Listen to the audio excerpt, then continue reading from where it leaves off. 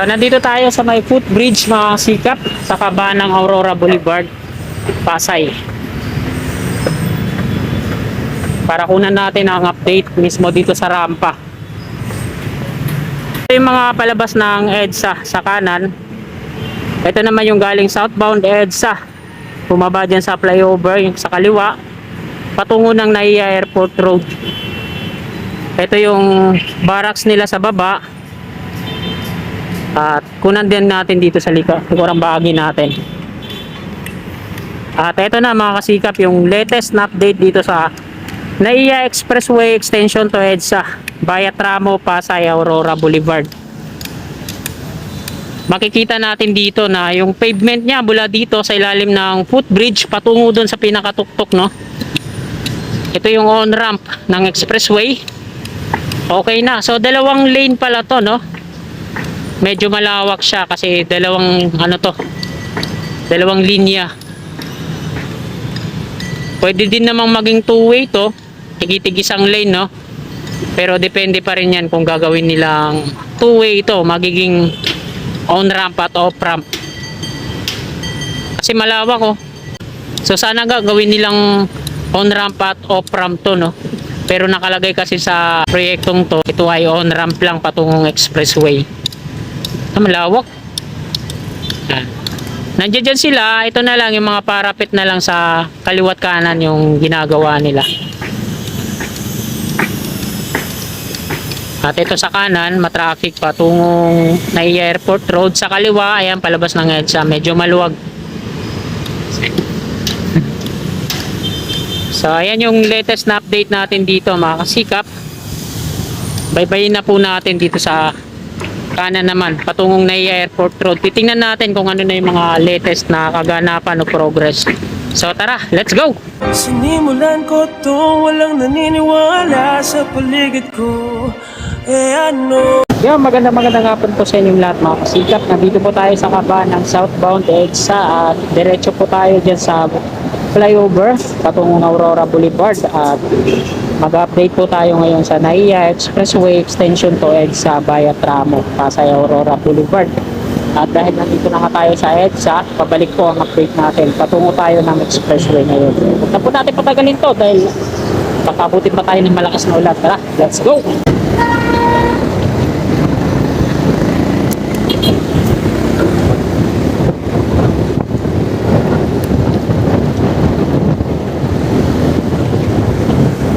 Medyo lumalakas na yung ulan at nababasa na yung camera ko. Malamang na po tayo sa flyover at labas po natin ito sa off-ramp ng Aurora Boulevard.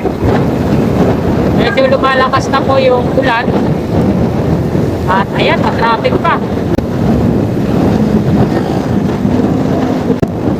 Traffic na dito sa flyover.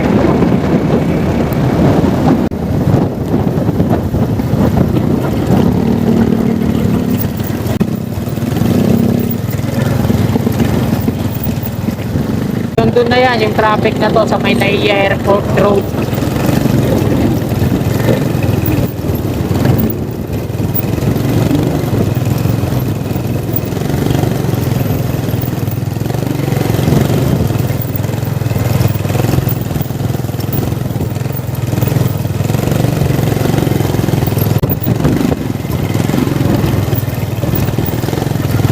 Yun, bigla kang pumatok sa kaliwa. Ganda yan. At makakadaan ako ng dire-diretso.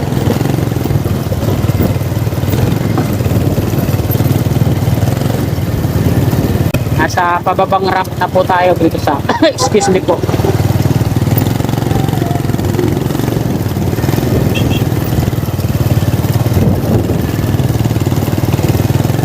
Sa baba, sa may flyover.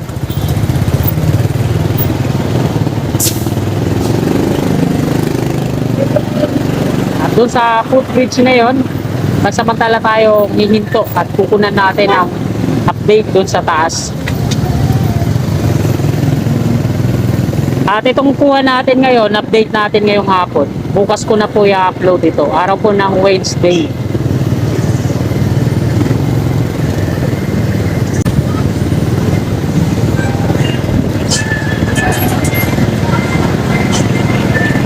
matagal-tagal din na hindi natin nasundan ng update dito no. Sa may NAIA Expressway Extension to EDSA. Na kinukulit na ako ng isa nating viewer. Wala pa daw tayong bagong update dito.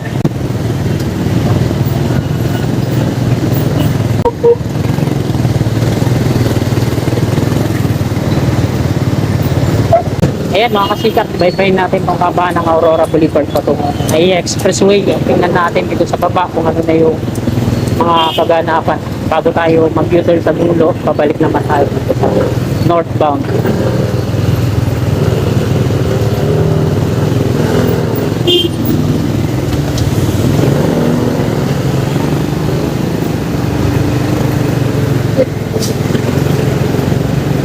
Dahil dito sa kaliwa, na-pouring na nga yung pavement niya at yung mga parapet na lang yung ginagawa.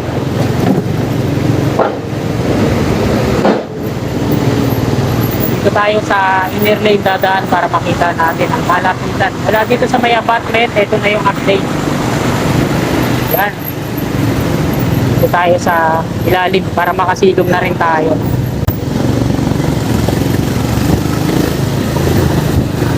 Ito yung portal pier column dito bago magtulay.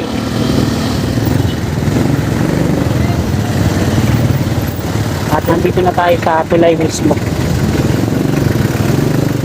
Ayan, linaw ng tubig dito ah.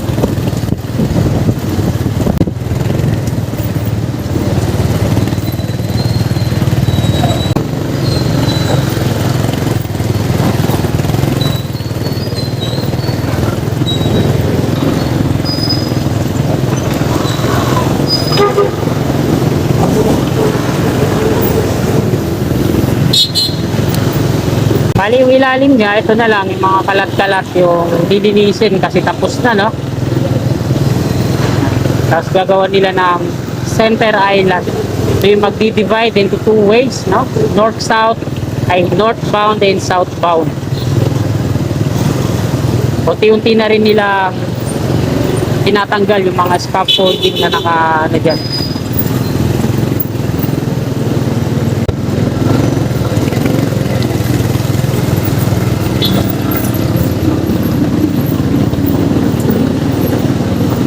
Tapos na dito sa NAIA Expressway bago mag-December, operational na to. Asfalto na lang yung kulang sa taas.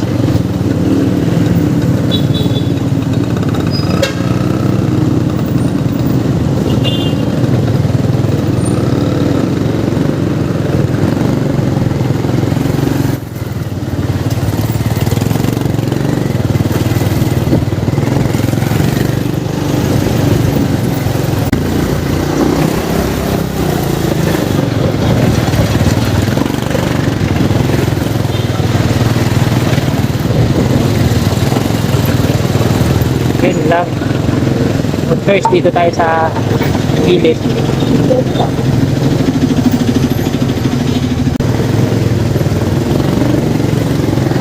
At ito na yung pakanan.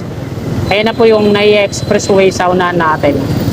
Hanggang dun po yan sa may Makapagal, yung dulo mula dito sa Gate 3. At doon naman sa may Makapagal, ito-connect yung SALEX o Southern Axis Link Expressway.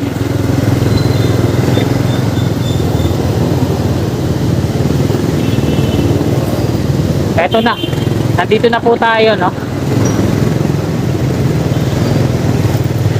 Ito na yung sa kaliwa, Andrews Avenue at ito yung NAIA Airport Road. Mula dito, ito yung mga scaffolding na paalala na ano na, simbolo na na-pouring na sa taas. Yung pavement niya, no?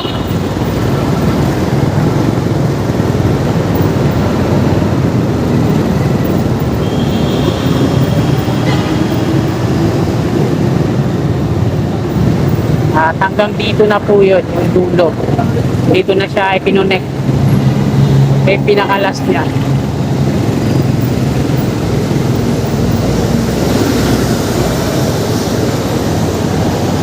Nandito po tayo ngayon mga kasikap sa dulo ng NAIA Expressway Extension to EDSA via Aurora Boulevard.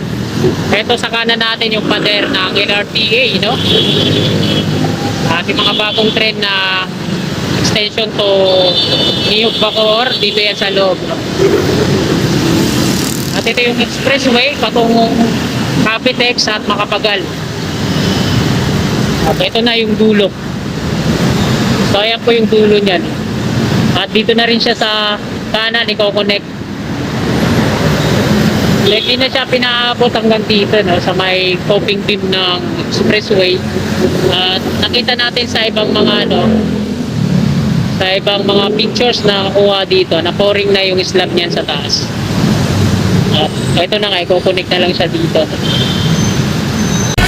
At ayan mga kasikap, dito na nga po nagtatapos tong video na to. Maraming salamat po sa patuloy nyo pakikibahagi at panonood ng aking mga vlog. Huwag po sana kayo magsasawa.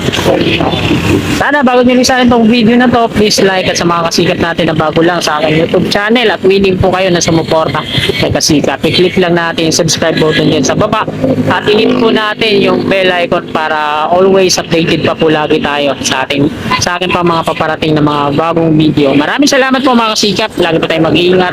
God bless po sa ating lahat. Oh, my angel, angel, baby, angel.